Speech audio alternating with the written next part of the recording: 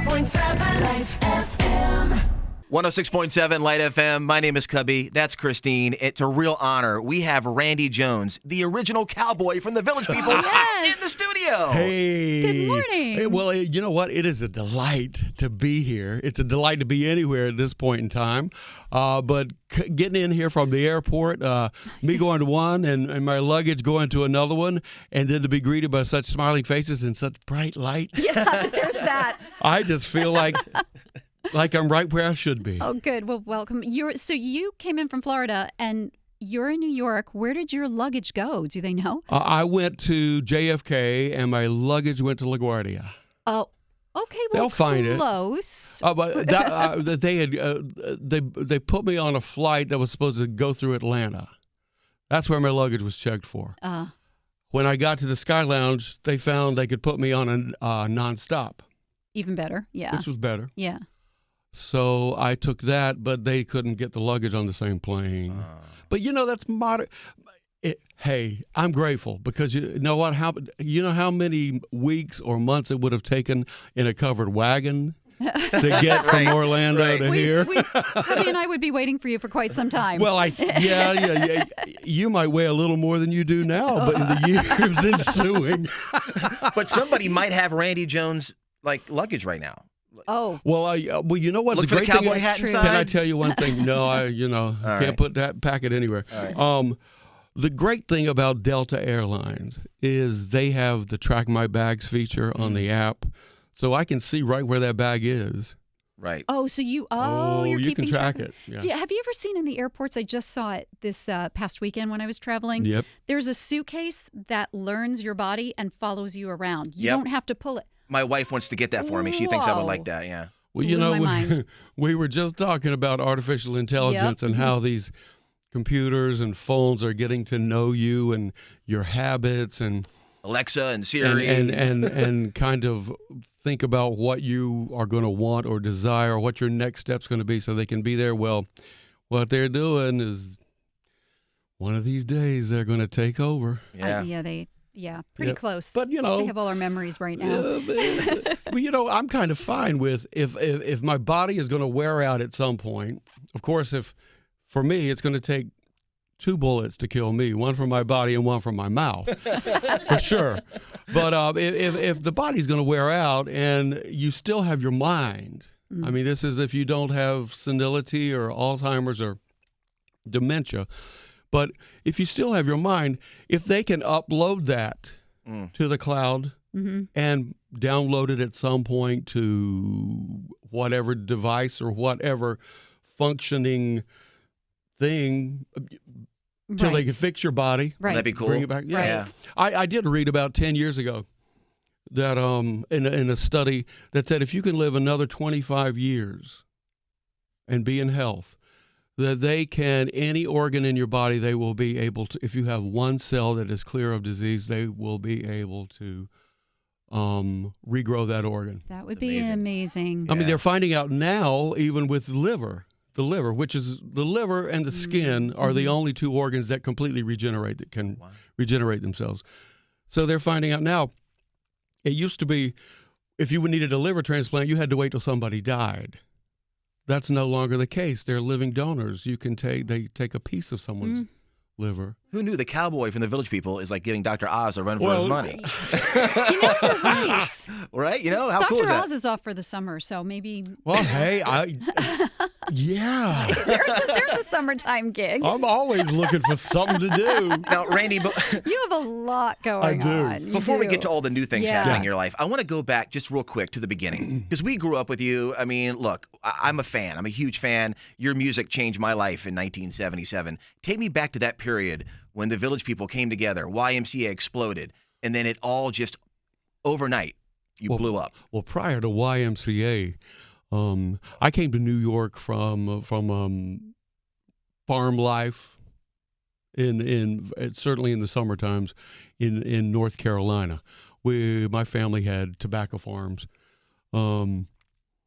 I came to New York as a musical theater person. I've been working on stage since I was 8 years old, and as a professional since 1965, 1966. So it's over.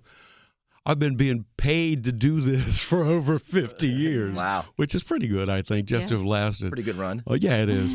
But I came to New York to be in musical theater and as an actor. That's why I'm a trained actor from the University of North Carolina in Chapel Hill, theater, film, and television. And then studied dance and choreography at North Carolina School of the Arts, which has produced a lot of great people, too. But I came to New York to be a performer. And I got not sidetracked, but one of the things I was prepared to do was being a model and a runway model, and I met some wonderful women and people in doing that, and it was what I call the original Girls Gone Wild. It was Janice Dickinson, Iman, Jerry Hall, Ava Cherry, a lot of the great what they call supermodels from the 70s.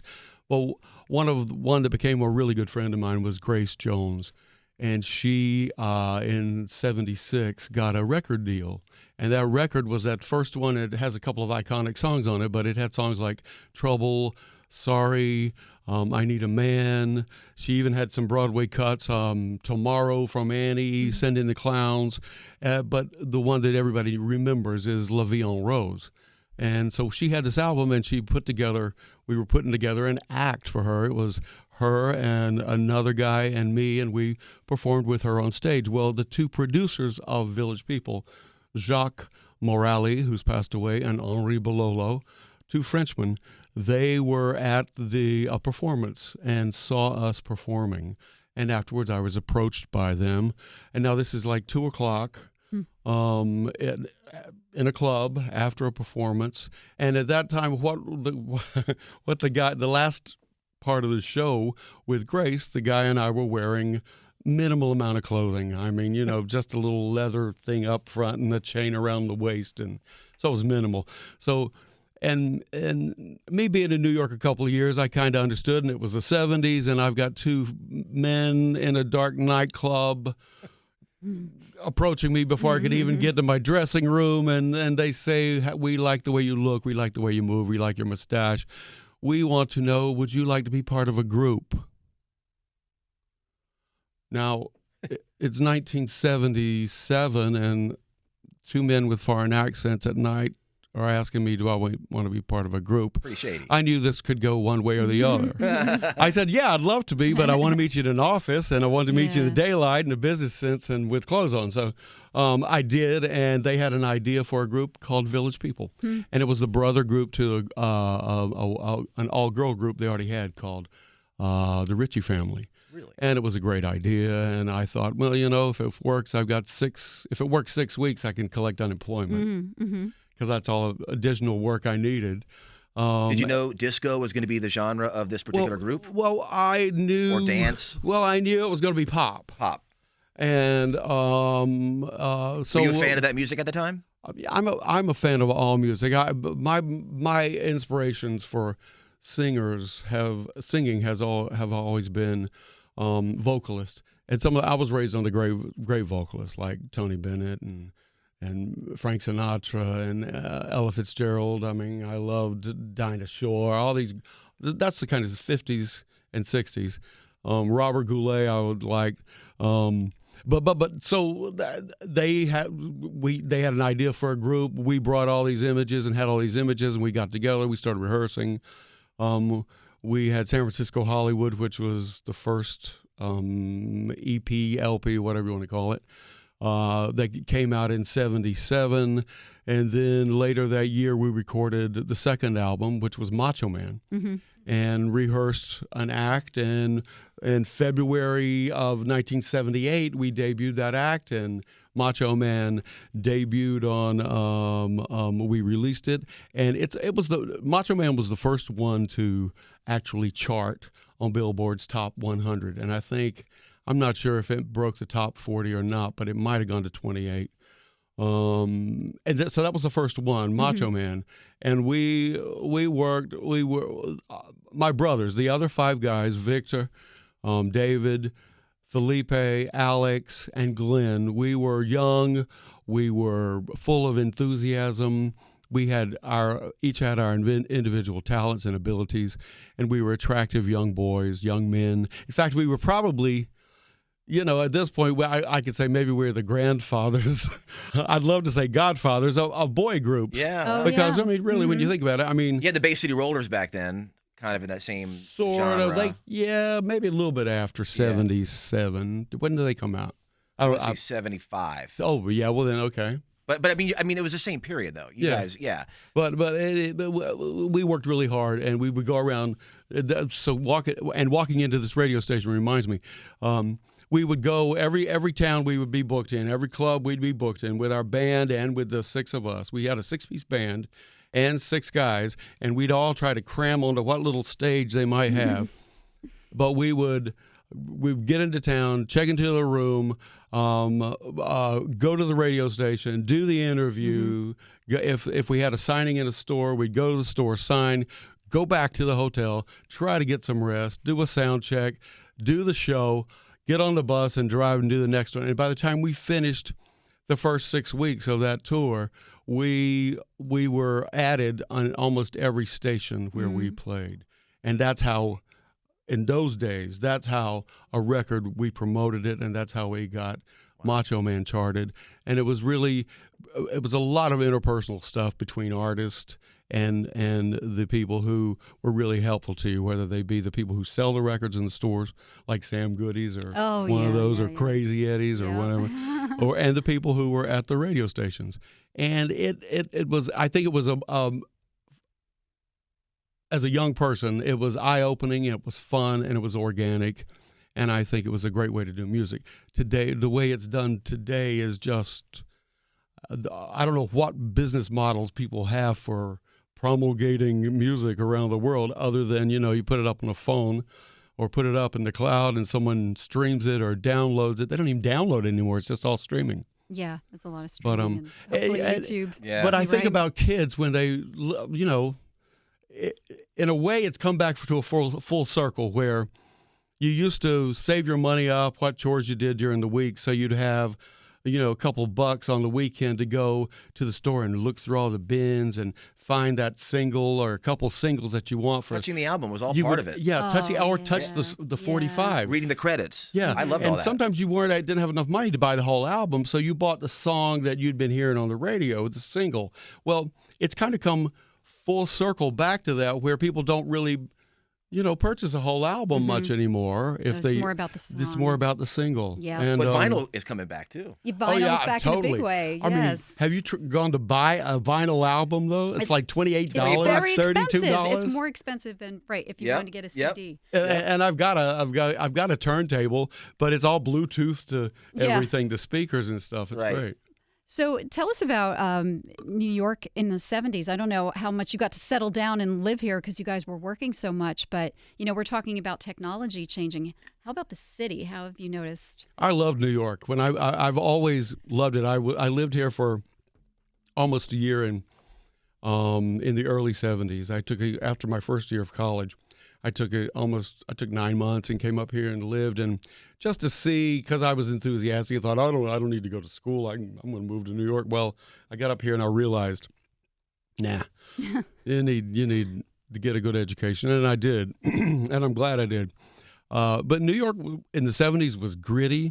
It was people who didn't live here and aren't familiar with history, don't know how close we came to anarchy here. The federal government said, gave us the finger essentially when we were almost bankrupt, and it was gritty. I tell you, if you ever watch that HBO show called The Deuce. Oh yeah, I just started with James to watch Franco? that actually. Yes, yeah. They have got it down the Really? way the city looked and felt then. I'm assuming you did the Studio 54 experience. Oh, totally. Studio 54 was like Steve and Ian's living room, and if you were a celeb at that time, it was like the best place to be. Studio 54. performed? We played there, Yeah. and I was there often. Did you realize at the time how big the Village People was, how iconic this, YMCA in particular is going to be? And Well, first of all, I was an educated person by that time, couple of degrees. I realized that, okay, here's an opportunity as an actor for me. I've got we've got some deceptively simple pop songs.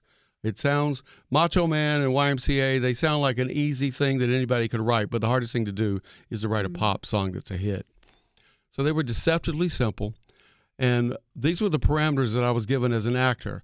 I knew what I was going to look like, and had the songs, and we had some choreography, and that's what those were pretty much our parameters. But it gave me an opportunity as an actor to create a character that could embody those things, and I had complete freedom. So I thought, this is like being in heaven for an actor, because I could be anything I want for that audience. Right. And that's what I think in my mind, that's what we did. The other guys, the other 5 guys, you have to be in their minds, because it's like when you got brothers and sisters. If you do, you could be in a family, and someone can come and interview each person in the family and ask what the experience was like growing up, and you're all gonna have a different perspective. Right. My perspective was absolutely great, and I think I made the most of the experience. But I thought this is a great opportunity. I knew that, first of all, the cowboy is probably the most iconic American stereotype that there is. In fact, the first full-length major motion picture was, I think, 1903 or 1905. It was called The Great Train Robbery, and it's where the first close-up ever was, and it's that cowboy that takes the gun and points it right at the camera and fires. I got to pull that up on YouTube. Oh, yeah. The Great Train Robbery, 1903, I think it was. Ooh, I love that early film stuff. Well, it was the first. Cool, it was the first full-length film. Right. That and it embodied the cowboy. So I mean, I thought that it was a major opportunity, but living in New York at that time was an incredible experience, because when you're young, when you're 22 and 23 and 24, everything's wonderful and new. And I mean, if you're that type of person that looks and is curious and I think is positive, I had a great time, and those days, I just don't know how young people today, how it compares to young people today. I mean, this is their interest. This is their youth too. Right, right. And youth is everybody's possession for a while, but it's a vintage from whose cup you only get to drink once. So if you're young, you look like the youngest person in the room. How come you're not looking at me? Will you look at me and Christine, make us feel better? When you're young, excuse me. Thank you. Excuse me. Thank you. When you're young. Oh, no. Okay. I can say when you're young. When you're younger, you have to enjoy every single moment. We'll take what we can get. Well, you know what? And that's the best way to go about it. Yes. Take what you can get. Do you talk to the guys still? Oh, yeah. We, they're my brothers forever. We were all baptized by fire from those very early days when we rehearsed nonstop. Those first 3 months in the fall of 1977 into 78 before we went on and had a live act. Right. So we went through all of the tough stuff. We went through so much. We'll always be brothers. And, brothers have siblings. You might have quarrels or have problems with each other, but I think we always will love each other. Especially on the road, though. That's, yeah. Especially when the producers, the first week, try to say, "Oh, you're going to share rooms." Well, hey. No, you're not. No. We each get our own room. We don't even like to do that in a snowstorm, by the way, for the record. That's right. That happens to us. A lot of times they put us up in a hotel by the radio station, and we try to do separate rooms. But anyway, that's a whole other story. Yeah. But Randy, before we let you go, we've got to wrap up here. What are you doing like right now? Like you got a lot of projects right now. I'm back in New York to record. I have a new album CD project called Still Making Noise that we're looking for to get the first single out for my birthday in September, called World Turns Round and Round. We Can't Stop the Music, a film that was released in 1980, has its first Blu-ray release that I have about an hour of interviews on. Here it is. And it's available from Shout Factory and on Amazon.com. Of course, I can pretty much be assured that I can say I'm the only person in this building that has ever made a movie with Caitlyn Jenner. Oh, you have? Okay. Caitlyn Jenner probably is one of the best actresses in the world, because for 65 years, she had everybody convinced that she was the gold medal Olympic champion, Wheaties cover box boy of Bruce Jenner. So I've got to hand it to her.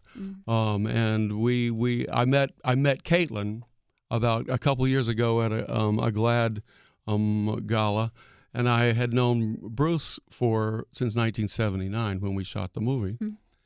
But I had yet to meet Caitlyn, and it was a remarkable experience. And I can say, and since I'm also here in New York, since you asked, to appear for a couple of events for World Pride, CT, which is on the 29th. It's one of those 3-hour cruises in the Hudson River where I'm performing, and a couple of other appearances that weekend. But I can say for World Pride and New York Pride here in New York, it is an incredible thing to live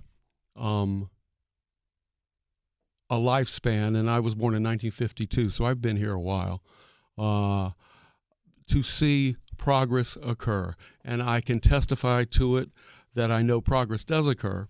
I know some people may become impatient with that things aren't maybe happening fast enough. Some people might think things are happening too fast.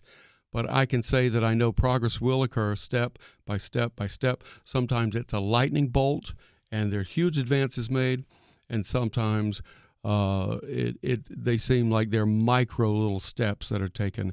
And sometimes those of us, especially when you're on the front line, and I feel like I've been in the trenches and on the front line for a long time, we have to stand to the side so that those behind us can take steps forward as well. Because all of us, whether you are bi, heterosexual, homosexual, questioning whether you are black, white, brown, whatever the color, shade of skin that you may be living in, whatever your economic class is, whatever your religion is, we are all on this rock hurtling through space together. And if we don't understand that basic concept and understand that we are all breathing the same air, we are all drinking the same water, and that we must cooperate with each other, and that we must have compassion and understanding that we are all of us on each individual and separate journey, but we're all on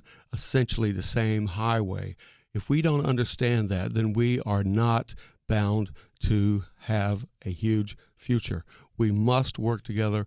We must, in whatever ways we can find in our hearts, in our ethnicities, in our religions, to love each other and to respect each other. And I think that is one of the main reasons that we're celebrating World Pride here in New York, and we're celebrating the 50th anniversary of Stonewall, because that was a very pivotal moment when people said, we just cannot live under the yoke of oppression that we've been existing under. And everybody feels like that at some time or another, but we must understand that we've all got to work in this together or we won't survive, I swear. Happy World Pride, everybody. Yeah. We can't top that. Yeah. Well said. Randy Jones of the Village People, we wish you continued success. Thank you so much. Thanks for being I'm honored here. that you had me here, and I would love to come back in the future. Thank you. Love to see you. Bye. Thank you.